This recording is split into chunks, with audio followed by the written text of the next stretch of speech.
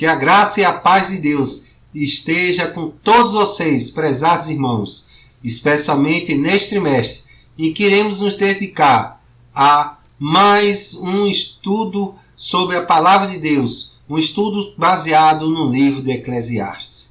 Vamos começar mais esta lição. Eclesiastes, reflexão sobre a vida. Este vai ser o liame que irá unir todo o desenvolvimento de nossas lições e que irá desembocar na conclusão final, que espero que enriqueça a consciência de cada um dos irmãos sobre o seu papel no reino de Deus. Não vamos começar com uma leitura bíblica, vamos começar sobre a leitura de um livro não religioso. Leiamos esse pequeno trecho. Querer fugir ao vazio e à angústia provocada pelo sentimento de ser livre e de ter a obrigação de tomar decisões, como o que fazer de si mesmo e do mundo ao redor, sobretudo se este estiver enfrentando desafios e dramas, é o que suscita essa necessidade de distração, motor da civilização em que vivemos. Para milhões de pessoas hoje, as drogas, assim como as religiões e a alta cultura ontem, servem para aplacar as dúvidas e as perplexidades sobre a condição humana, a vida, a morte, o além, o sentido ou a falta de sentido da existência, na exaltação, na euforia ou no sossego artificiais que produzem. Elas conferem a momentânea segurança de sentir-se a salvo, redimido e feliz. A civilização do espetáculo, Mário Vargas Llosa. Quem não conhece esse autor, ele é um grande autor sul-americano, peruano, que ganhou o prêmio Nobel recentemente, com livros extremamente duros sobre a análise da realidade, da política e da vida das pessoas no Peru, mas que podem ser o quê? Universalizadas, a miséria humana. E nesse pequeno livro, que na verdade era uma aglomeração de ensaios, Mário Vargas Llosa, ele se concentra nisso, no problema da civilização humana atual, em que, apesar que há muita comunicação, muitos meios de comunicação, cada vez nos sentimos isolados. Apesar que nós temos muito mais acesso a conforto, comodidades, ficamos cada vez mais vazios e angustiados. Quando nós temos a liberdade, parece que nós ficamos ainda mais oprimidos. Como nós estamos agora cada vez mais unidos, nos sentimos cada vez mais sozinhos. E a humanidade começa a buscar uma fuga. E ele cita um dos principais dramas atuais, a fuga na dependência química. E que ele identifica que nada mais nada menos, esse vazio e essa angústia decorre de quê? Decorre de questões existenciais que não conseguimos responder sobre a própria condição humana, sobre vida, morte, o além, o sentido, a falta de sentido da existência.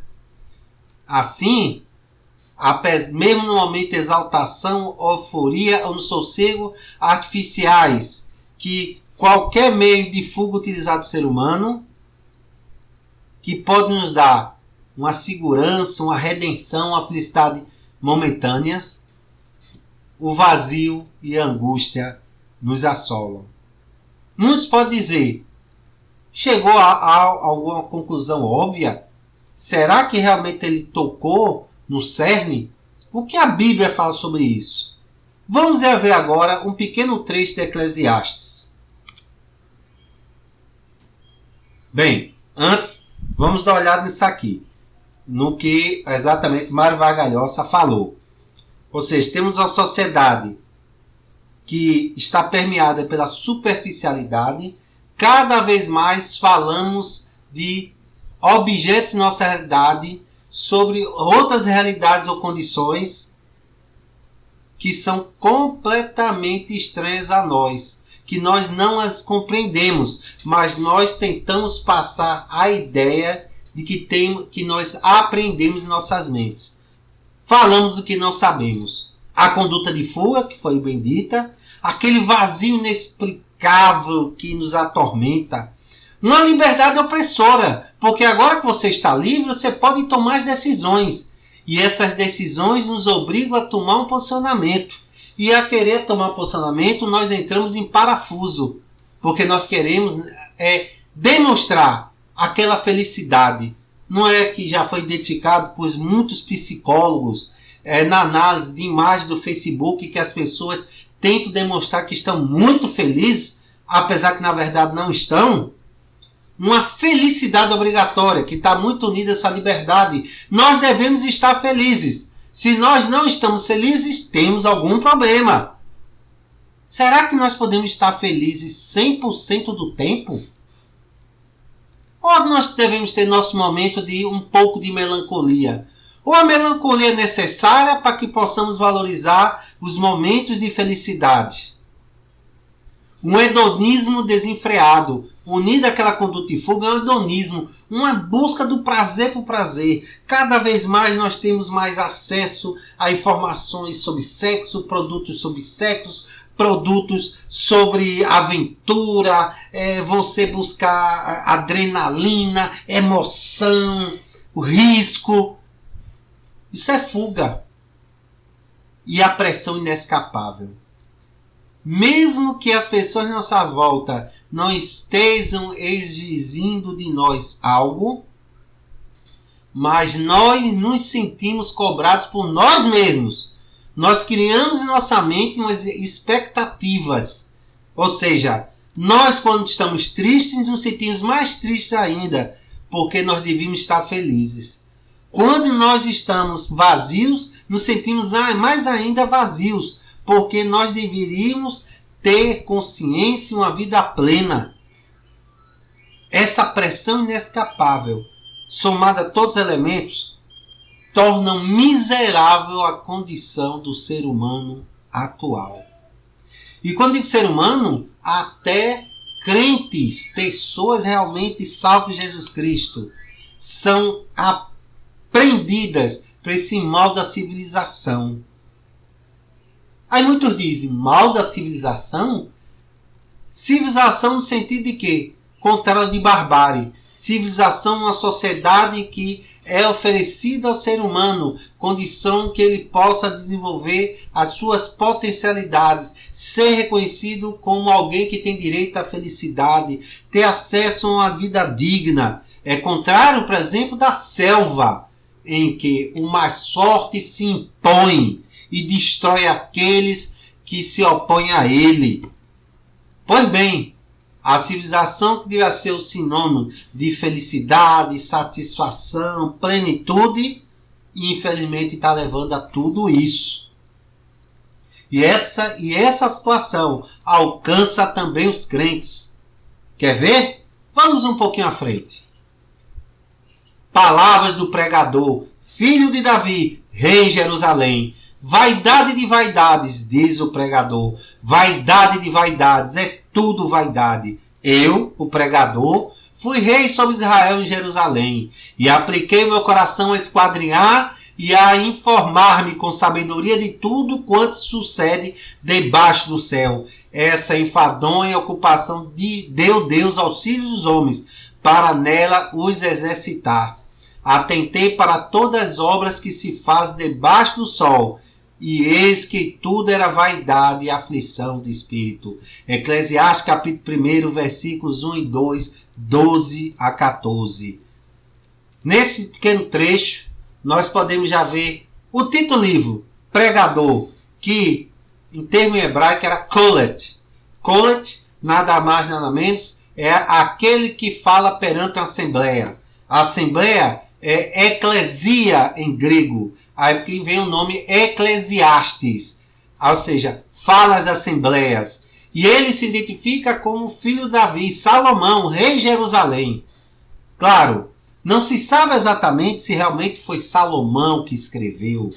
Uns estudiosos dizem que foi escrito no século III, já que ele faz muitas menções a outros textos que vieram após o reinado de Salomão. Mas não importa, irmãos, quem escreveu. O que importa é o seguinte: a palavra de sabedoria que está nesse livro veio de Deus. E neste primeiro versículo, ele resume tudo. Vaidade das vaidades é tudo vaidade. No texto hebraico não existe o superlativo bom, boníssimo. Ruim, pior. Não existe superlativo. Então, ele usa o termo vaidade das vaidades para dizer a maior vaidade de todos. É tudo vaidade. Mas ele diz, o que é a vaidade? E ele diz que ele, como era Deus de Israel, ele aplicou o coração dele a avaliar, a se informar, para ter o conhecimento de tudo que acontece debaixo do céu. Ele analisou a atividade humana, analisou o que acontecia debaixo dos céus. Essa ocupação que Deus deu aos filhos dos homens. Por quê? Deus nos deu a capacidade de compreender a nossa realidade e analisá-la, se relacionar com ela e até às vezes alterá-la. Essa capacidade, que é a inteligência humana, Deus a deu para que nós a exercitássemos. E ele exercitou. Enfadonha, por quê? Porque ele chegou à dura conclusão. É tudo vaidade. E ele atentou para quê? Para todas as obras, todas as atividades que eram realizadas na terra. Tudo era vaidade. Tudo era aflição de espírito. Em outras palavras, Salomão identificou o problema do mal da civilização. A falta de sentido na vida. Alguns irmãos podem dizer assustados: que é isso? Eu sei qual é o sentido da vida, é servir ao Senhor. Não existe em mim nenhuma dúvida. Não existe em mim tristeza, mesmo na pior situação. Eu sorrio. Irmão, não é assim. Você não é um boneco que foi colocado na programação.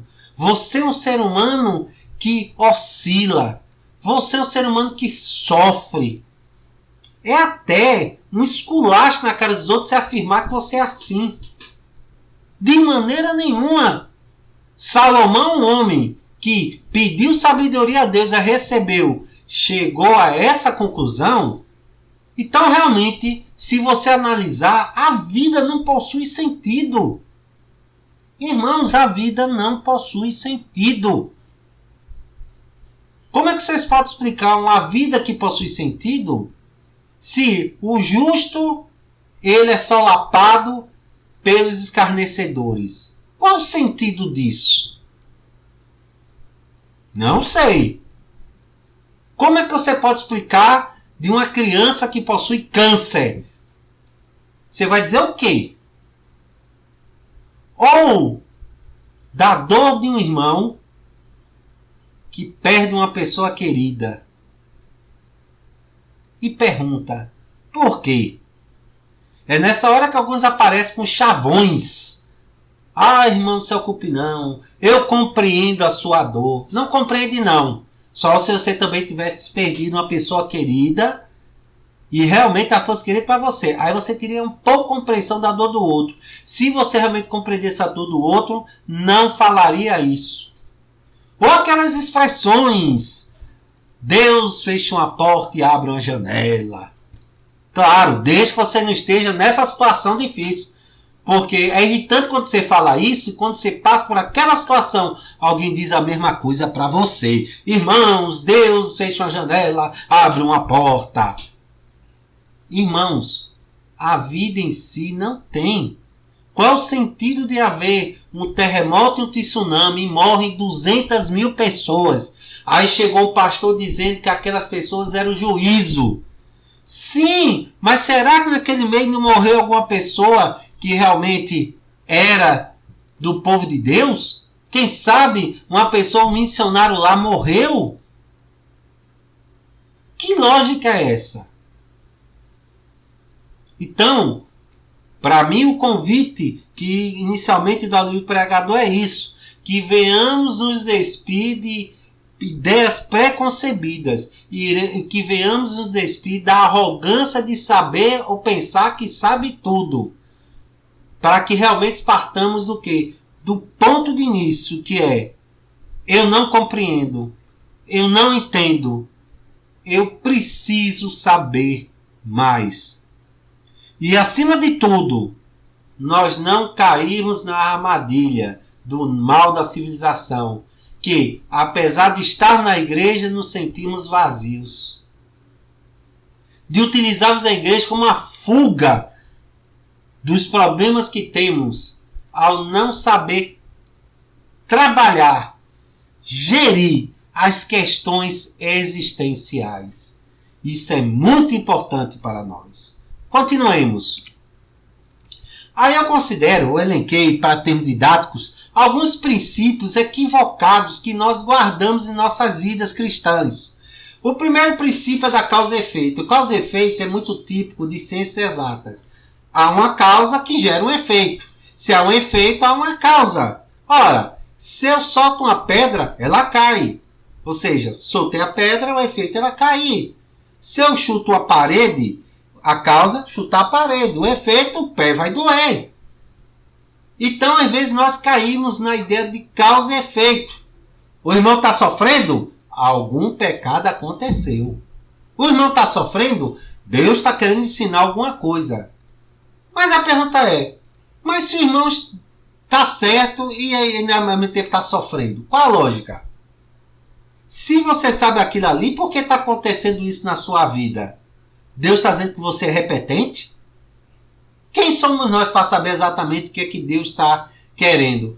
E se Deus exatamente não está querendo nada em termos imediatos? Aí tem esse texto de Mateus que diz: para que sejais filhos do Pai que está nos céus, porque faz que o seu sol se levante sobre os maus e bons, e a chuva desça sobre os justos e injustos. Mateus 5,45. Isso é um tapa na cara.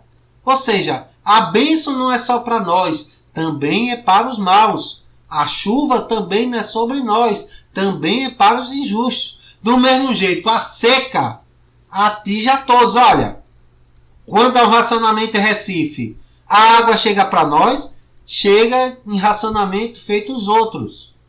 Se falta, falta tanto para nós quanto os outros que não conhecem a Deus. Então, irmãos, a vida cristã, você compreender a ação de Deus, não é simplesmente um princípio, um elemento de causa e efeito. É algo bem mais complicado.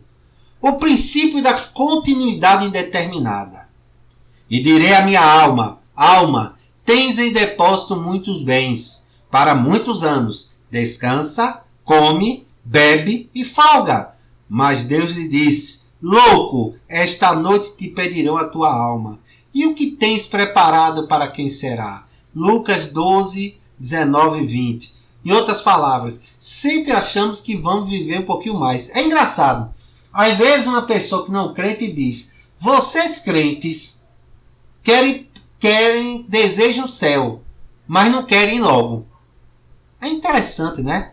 Que o apego à vida, que em tese devia ser apenas para aqueles que temem a vida após a morte, porque sabe que no fundo, não tem segurança do que lhe espera após o momento final, é muito comum entre os crentes. Cristão mesmo não diz assim: vou morrer, Deus está me chamando. Não. Só diz isso quando realmente é inescapável, quando já está nos momentos finais. Mas enquanto há uma esperança, ele se agarra a ela. Então, irmãos, é o princípio da continuidade determinada. Falamos muito do céu, mas ninguém quer ir primeiro para lá.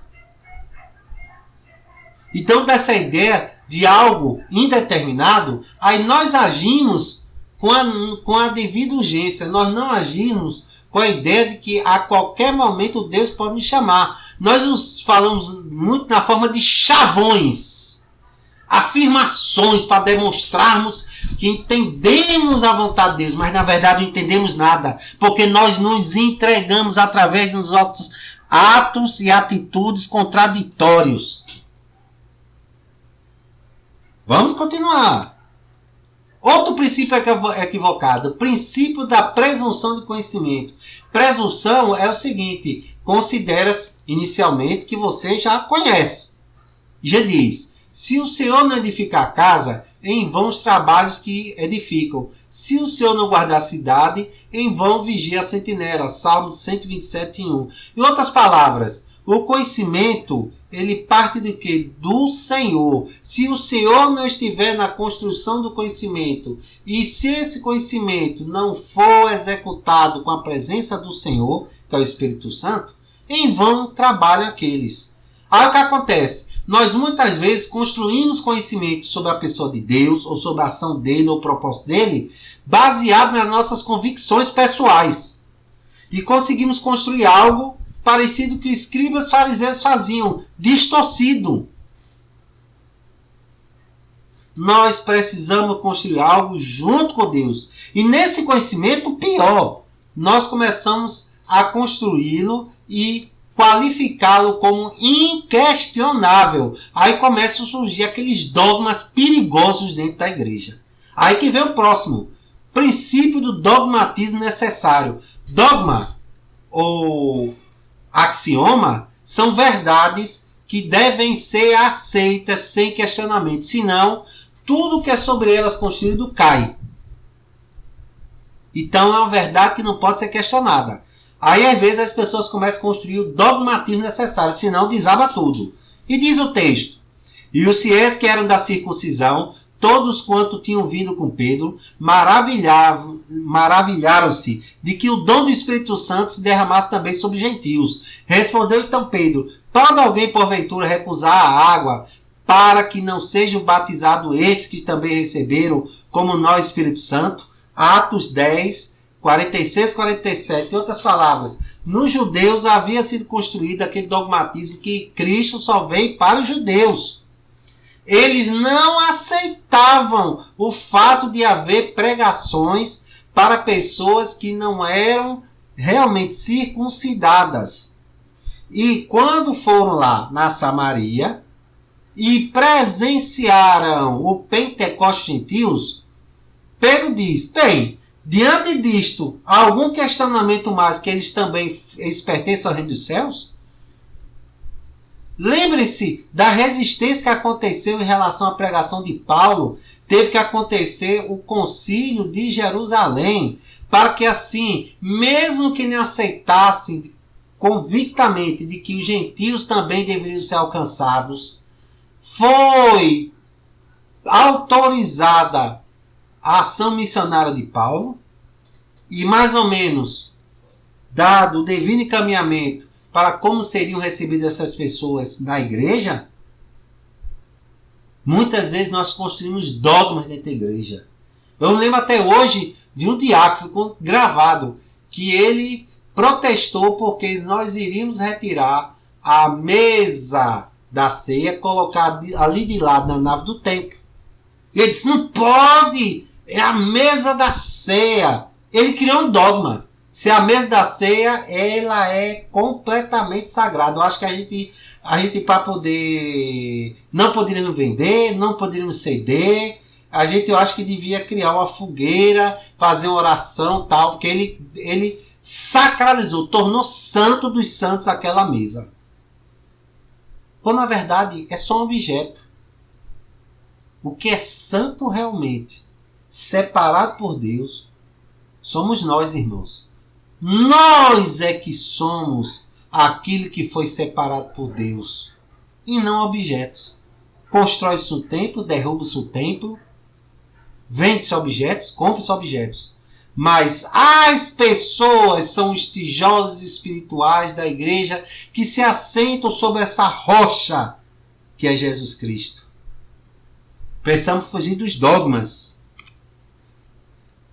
Outro, também, né? A chamada presunção de conhecimento é como está dizendo, né? Porque está escrito: destruirei a sabedoria dos sábios e aniquilarei a inteligência dos inteligentes. Onde está o sábio? Onde está o escriba? Onde está o inquiridor deste século? Porventura não tornou Deus louco a sabedoria deste mundo? Visto como na sabedoria de Deus o mundo não conheceu a Deus pela sua sabedoria, aprova a Deus salvar os crentes pela loucura da pregação? 1 Coríntios 1, 19, 21. Ou seja, é outro princípio equivocado dentro da igreja. Você acha que conhece a Deus. E se você conhece a Deus, você constrói o quê? Caminhos, condutas que Deus deve adotar. Se não for aquelas, não é de Deus. É diante disso que Deus escolheu a pregação dos cristãos, que era uma subversão ao judaísmo completa. É tanto que ele diz, onde está o escriba? Aqueles estudiosos da lei. Onde está o inquiridor? Ou seja, aqueles magistrados judaicos. Podemos colocar o próprio Sinédrio dentro disso. Onde estão aqueles estudiosos que eram escribas? Cadê eles? Em outras palavras, a pregação de Cristo, que agora estava sendo continuada pelos apóstolos, entre eles Paulo, era uma subversão a tudo que estava posto antes, por aqueles que achavam que entendiam a Deus. Irmãos, não tenhamos a arrogância de saber que conhecemos.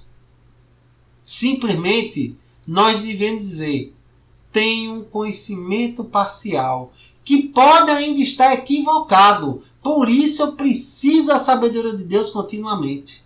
São esses princípios equivocados que estraçalham, distorcem, deformam a igreja de Deus, fazendo que ela venha cair na mesma armadilha de outras, sendo igrejas vazias, prepotentes, dogmáticas, arrogantes, que veio para dar lição para todo mundo, esquecendo que primeiro a lição se aprende e executa em casa. Eu acho que o livro de Eclesiastes vem dar essa sacudida na arrogância do ser humano cristão, para que ele compreenda que, na verdade, ele está tentando buscar a lógica, sentido, quando na verdade ela não existe. E que a única coisa lógica, a única coisa que faz sentido nesse mundo é Deus. O resto é uma completa loucura.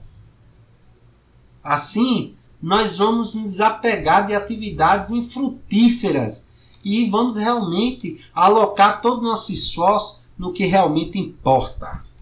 Continuemos. A conclusão é que a vida não possui sentido. Será que algum de vocês pode dizer qual é o sentido da vida? Não. A vida não possui sentido. É impossível você tentar encontrar na vida algum sentido. Aí que nós dizemos o quê? A indecifrabilidade de Deus. Deus é indecifrável. Não dá para você decifrar, compreender Deus em toda sua extensão. Deus sempre vai ser um mistério. Não seria muito mais fácil se o Filho de Deus continuasse pregando, toda a terra iria aceitar? Não seria mais fácil se Deus castigasse apenas os incrédulos e a nós só desse bênção sem problemas? Porque ficaria nítido que quem aceitasse o evangelho ia ter vida boa.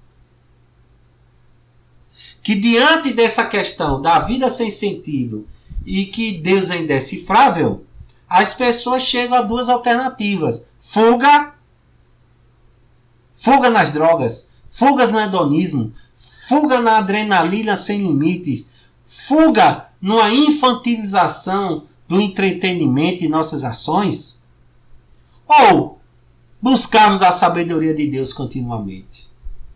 Em outras palavras, o sábio de Eclesiastes chegou a um ponto que ele não conseguiria por si mesmo encontrar algum sentido. Não iria conseguir mesmo realmente encontrar um sentido, ter uma base para pensar, para construir. Não. Ele verificou que precisava desesperadamente de Deus para essa construção.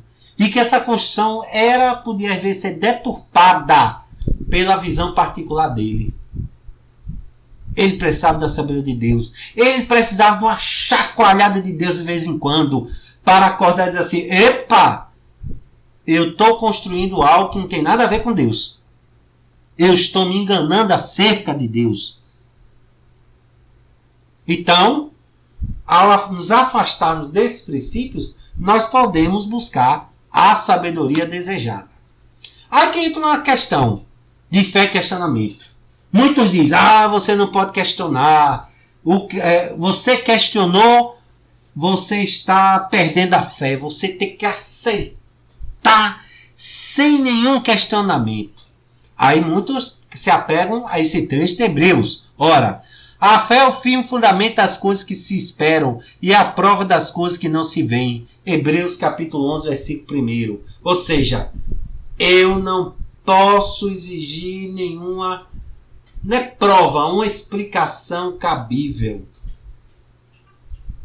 Eu não preciso de nada, só preciso, é isso, já aceitei. E eu não posso em nenhum momento ter a menor dúvida, senão não sou de Deus. Irmãos, o questionamento não é a face contrária da moeda da crença. Na verdade, é outra. Veja esse texto de 1 João, capítulo 4, 17 e 18. Nisto é perfeito o amor para conosco, para que no dia do juízo tenhamos confiança, porque, qual ele é, somos nós também neste mundo. No amor não há temor, antes, o perfeito amor lança fora o temor, porque o temor tem consigo a pena, e o que teme não é perfeito em amor. Irmãos, o que é contrário à fé é o medo. É o medo do futuro. É o medo da morte. É o medo do que vem após a morte. É o medo. É o medo em relação a Deus. Olha, os hebreus temiam a Deus. Por quê? Ainda não havia sido revelado para eles realmente o que é que Deus buscava. Ainda não havia se revelado os mistérios de Deus na pessoa de Cristo. Então eles sentiam medo. Medo. Na verdade, aquele que crê pode questionar. Porque o questionamento não é medo, o questionamento é desejo de estar perto, querer aprender mais. O aluno que pergunta é que aprende, não é aquele que fica lá atrás, calado, escondido. O cristão que questiona, o cristão que questiona Deus, questiona seu pastor, questionar no sentido de perguntar e não de desafiar, questiona o diácono, questiona o professor, esse está querendo aprender. E se às vezes a pergunta é satisfatória, ele diz assim, irmão, não está me satisfazendo por causa disso. Aí a pessoa que está respondendo vai dizer, realmente. E essa pessoa tem que dizer, irmão, peço perdão, mas cheguei no meu limite. Vou buscar a Deus sabedoria. Então, irmãos, o livro de Eclesiastes, ele traz essa ideia de que questionar não é falta de fé. Assim como o pregador fez a afirmação corajosa de que tudo é vaidade debaixo do sol, não é que ele está dizendo que era inútil a presença de Deus. Não era inútil a vida, não. Ele sempre está dizendo que por nós mesmos, nós não vamos conseguir encontrar algo que na verdade não existe em nossa realidade debaixo dos céus, que é um sentido. Só vamos encontrar isso fora da terra, é na pessoa de Deus. Vamos continuar. Tá, Deus os convida, irmãos. Olha esses dois textos. A aprender a fazer o bem, praticar o que é reto, ajudar o oprimido, fazer justiça ao órfão, tratai da causa das viúvas. Vinde então e argui-me, e diz o Senhor, ainda que os vossos pecados sejam como a escarlata, eles se tornarão brancos como a neve. Ainda que sejam vermelhos como o carmesim, se tornarão como a branca lã. Irmã, Isaías, capítulo 1, versículos 17 e 18. Olhe bem, Isaías os exorta a fazer o bem. E ele diz, vinde, argui-me, diz o Senhor, ou seja, não é arguir a Isaías não. Venham, questionem a mim, o seu Deus. Deus quer que nós tenhamos, que você só pode questionar aquele com quem você conversa. Se nós questionamos a Deus, se temos dúvidas sobre fatos que aconteceram na nossa vida, ou na vida dos outros, um sofrimento, algo que é sem sentido, questione a Deus. A arguição a Deus não é falta de fé. é desejo de querer estar mais perto de Deus, tentar compreender, ter mais sabedoria. O medo é que é contrário à fé. E olha outro texto. E se algum de vós tem falta de sabedoria, peça a Deus, que a todos dá liberalmente, e não o lance em rosto, e ser-lhe-á dada. Peça, porém, com fé, não duvidando, porque o que duvida é semelhante à onda do mar, que é levada pelo vento e lançada de uma parte para outra. Tiago 1, 5, 6. A dúvida que ele está dizendo não é questionar, não. A dúvida é você ter dúvida se realmente você vai receber de Deus essa sabedoria. É você dizer, Deus é mau, ingrato, ele não vai dar essa sabedoria, ou Deus não tem essa sabedoria. Não. Você pode questionar, sabendo que Deus vai lhe dar sabedoria, que pode ser amarga. Já diz o sabedoria popular, a ignorância às vezes é uma bênção. Quando Deus entrega para você a sabedoria dele, você passa a ter uma condição melhor de compreender. Você passa a ter consciência da sua miserabilidade, de sua dependência completa de Deus. Você tem a consciência de que você está errado, que você precisa corrigir urgente. E ninguém gosta de mudança. É muito raro ter uma pessoa que adora mudança. De vez em quando. E uma mudança radical, já pensou? Você é líder na igreja, você procura Deus, questiona Deus e diz, você pode ser líder para aquele grupo, mas você está longe do meu caminho. E as pessoas vão descobrir logo.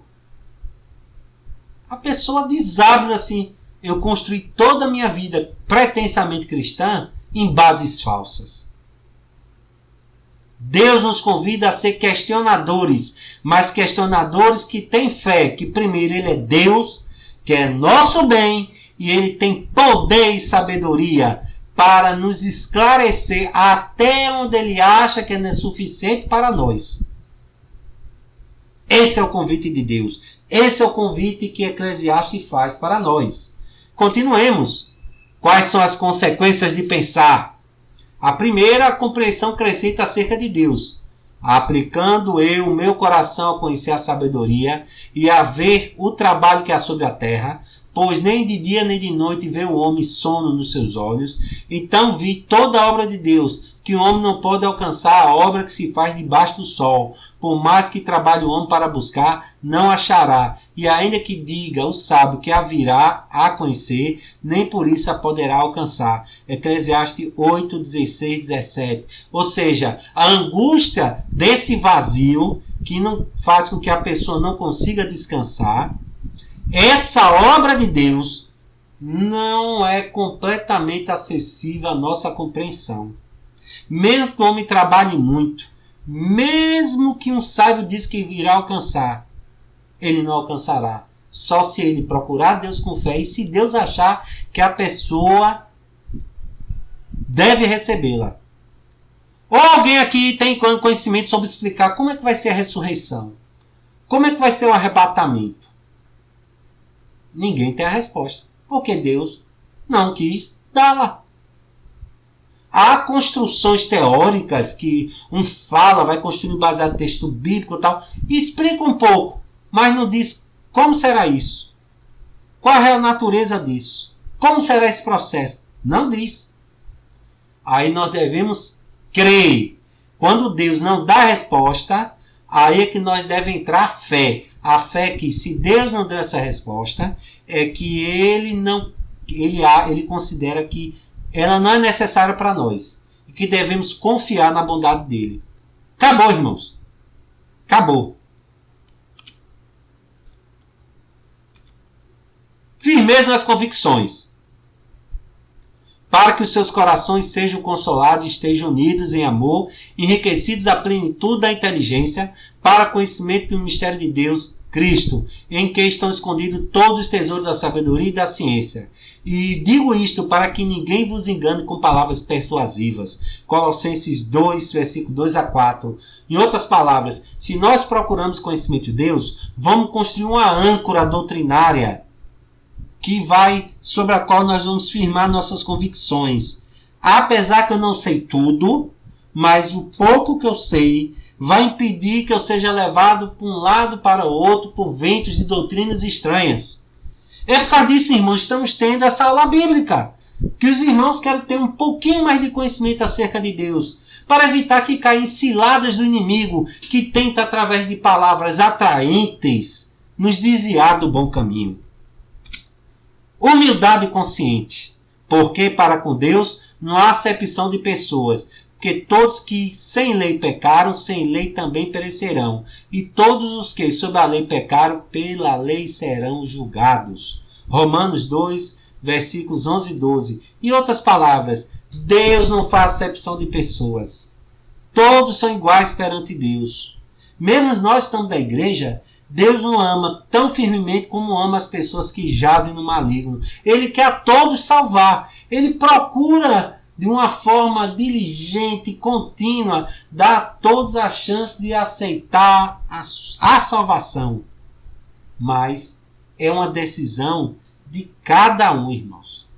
Assim, se eu tenho consciência que Deus me ama, tanto feito aquela pessoa que está na rua, que não aceitou ainda, eu tenho a humildade de dizer assim, aquela pessoa que está ali tem direito a receber a mensagem de salvação. Seja em que condição, seja com que convicções ela venha carregar, seja qual a postura que ela tem em relação a mim, eu devo de alguma forma viabilizar o alcance do evangelho para aquela pessoa. Com isso, as igrejas nunca vão ser clubes, nunca vão ser reuniões de arrogantes, mas sim de pessoas que apenas têm a consciência de quão miseráveis são e como elas são tão necessárias da misericórdia de Deus. Bem, estes são os pensamentos iniciais do livro de Eclesiastes. Meditemos, irmãos. Meditemos. Tenhamos a mente aberta para que possamos realmente aceitar que somos ignorantes, apesar do tempo que talvez tenhamos no Evangelho, apesar do que tenhamos estudado e lido, apesar do que tenhamos praticado. Nós somos ainda ignorantes acerca da pessoa de Deus, que não compreendemos totalmente a obra deles. Assim, iremos ter uma conduta humilde diante não só de Deus, mas de todos que nos cercam. Assim, nós iremos buscar de forma contínua essa sabedoria de Deus, que será entregue alegremente àqueles que têm fé na bondade dele. Amém, irmãos?